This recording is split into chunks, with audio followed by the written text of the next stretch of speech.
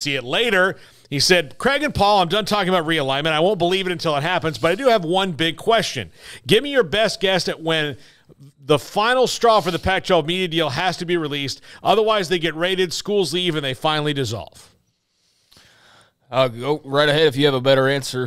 If you have an answer right now, I have to kind of sit here and think about this for a second. I would say the final straw is at some point during the season. You know, if they're into the season and this is continuing to drag on, then I think we know what is happening here. I thought that by media days would be the best day to have some sort of answer, because that's July 21st, and George Kliavkoff has to go up and face the media at media days. That's the point.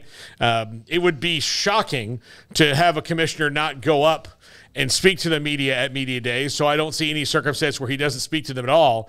But for him to not have any answers on the media deal by July 21st would be really tough for the Pac-12 to navigate from July 21st to whenever they do get that media deal. But I do think the last straw, if you really have to look at it, has to be sometime towards, as the season's winding on, because then you're at a point where, you're almost to the end of the football season and you don't know in less than a year what your media rights situation is going to be.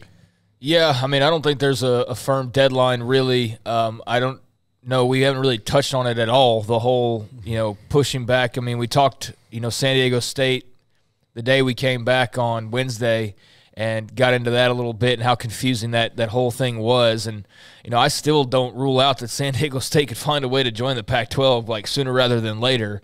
I think that's still very much in their future, just maybe not as quickly as anticipated. But I feel like if something were to get done by July 21st, which is kind of what was suddenly, this new deadline because of media days and all of that, I mean, why did the San Diego State fiasco happen to begin with? Like, if you think it's going to be done in 2 weeks, that you couldn't have, somehow had an idea in the month leading up to that this was soon, and yeah, go ahead and make your exit. Like, does that, you know what I mean? Yeah. Like, if it's going to be done in 2 weeks, they couldn't have had more of an idea to tell San Diego State, like, no, you're free to explore, and you don't have to worry about backtracking. But instead, San Diego State explored, got the door shut on them, backtracked, and are now back in the Mountain West for the time being.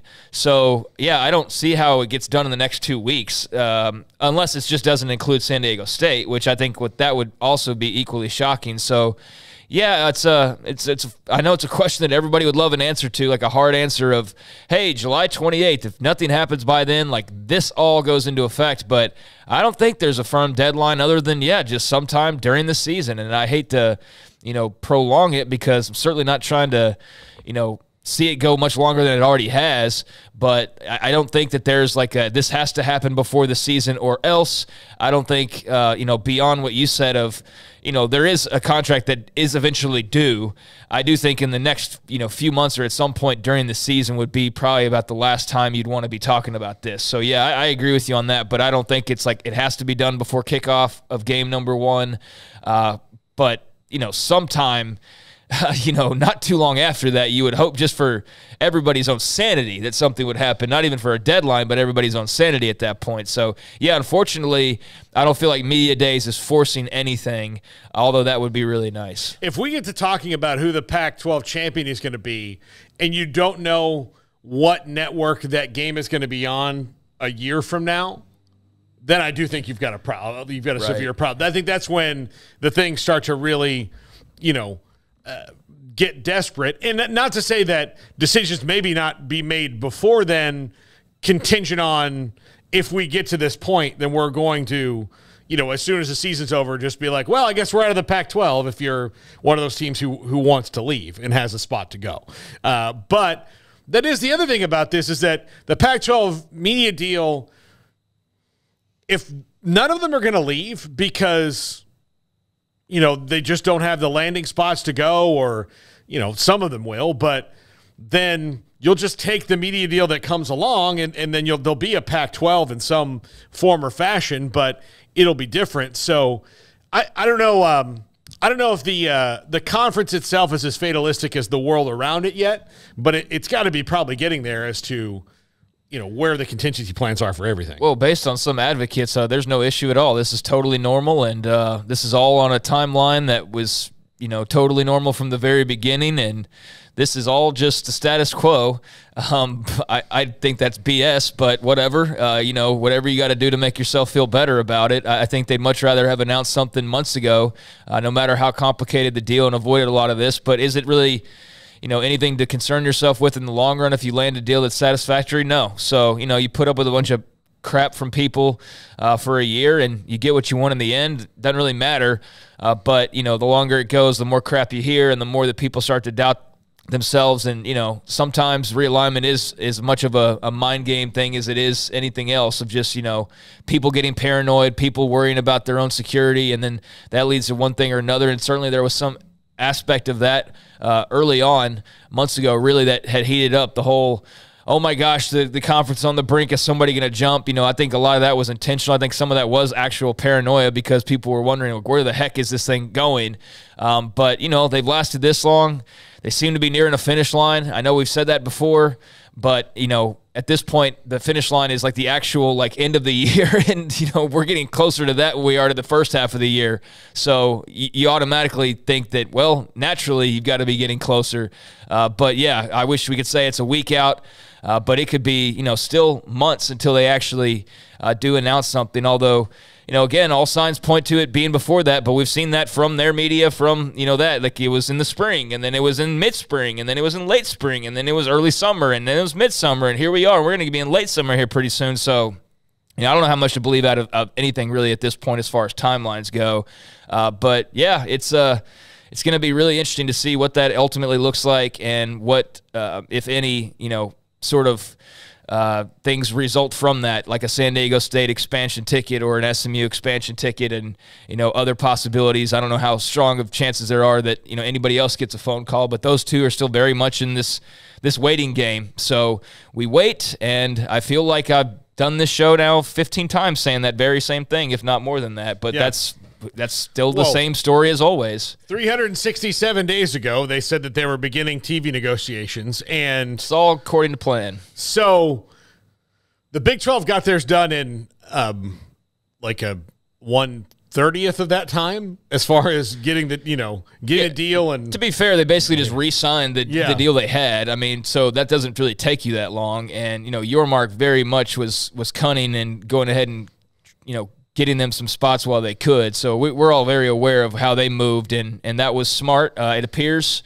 unless the Pac-12 comes out and says, like, well, by waiting, we were able to put together this type of deal. I know that's the hope that probably a lot of their fans and media have to some extent. But, yeah, I mean, we'll see how great that deal looks on the other end. But as far as security and as far as keeping the conference together, the Big 12 did the right thing, because I think if they didn't have a deal, and the Pac would have already announced by now, surely, then you'd probably have the Big 12 who's sitting there going like, well, where's Kansas going? And where, that would all be going on the same way it's going on with the ACC, even though there's probably nothing happening there for years to go until something moves.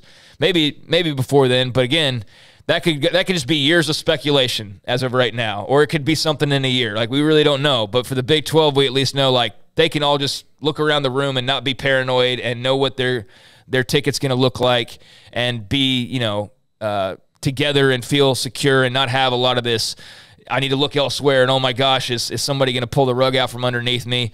That's what the Pac-12's having to deal with to a certain extent, even though they've all maintained that they're together. They've been together, and at this point, you're not going to not be together when you waited this long. So, again, the entire year of talk about this revolves around the same thing that everybody's still waiting on a year later, and that's whatever that TV deal is. And, can't wait to see it, but still have no idea when that's actually going to come. Yeah, I would love to see the actual timeline. Like, somebody, like, if there's a historian that follows around George Kliavkoff in these negotiations that says on July 5th, we're starting the deal, and then what happened between that July 5th and 2 days ago that's led them to this point where, okay, this was offered, this and this and this, and this is where it was. And, even if you didn't know who the presidents were that said, well, we don't like that, if it was of the 10 remaining schools, if it was like a 7-3 split, that there were 3 that were fine with it, there were 7 that weren't, and all this down the line, because I'm curious to see how, especially people on the West Coast where the media savvy is supposedly bigger, did not foresee what was coming in the year of media that has, and that is the one thing that is not the Pac-12's fault. The one thing that's not the Pac-12's fault is that all these media companies had their everything hit them all at once, and they're now having to pay for deals they made a decade ago. Or even less than that. They spent a lot of money. They're trying to cut corners where they can, whether it's personnel or whatever. And then if you're the Pac-12, you're the last one at the table to negotiate a deal, and all the corners have been cut that are going to be cut. And now you're sitting there trying to ask for money, and it's a tough thing to do, especially knowing that there are other things beyond you that are a bigger deal. And so that's not their fault that it fell into that time, other than the fact that, you know, everybody else has started to renegotiate their deal early when they can, and the Pac-12 really didn't do that. They waited until the last year of it, as where the Big 12, the Big 10, all the other ones had 2 years left in their deal. That's probably where their biggest mistake was.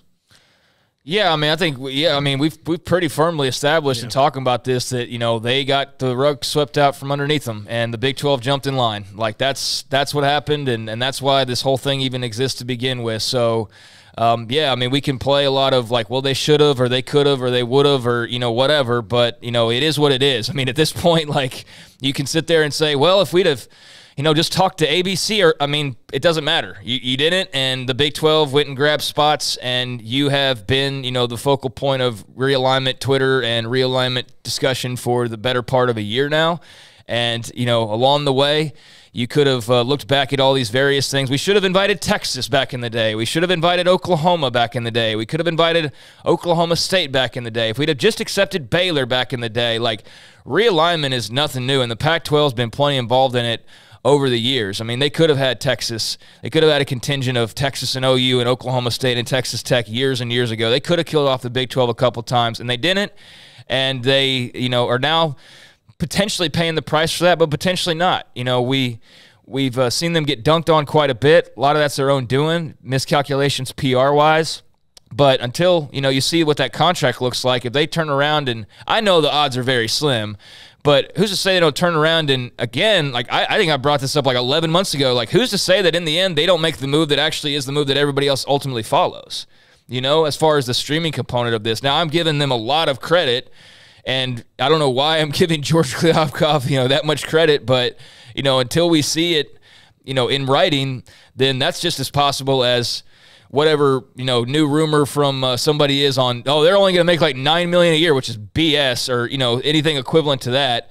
Now that, if that were the case, you know, yeah, let's do a deep dive on how they screwed up to get to the point where they were, you know, making that little money, but that's not going to be the case. So, you know, yeah, they deserve some criticism as far as maybe some of the handling, just for those who want to criticize that. But, you know, right now they're still a conference. They're still all together.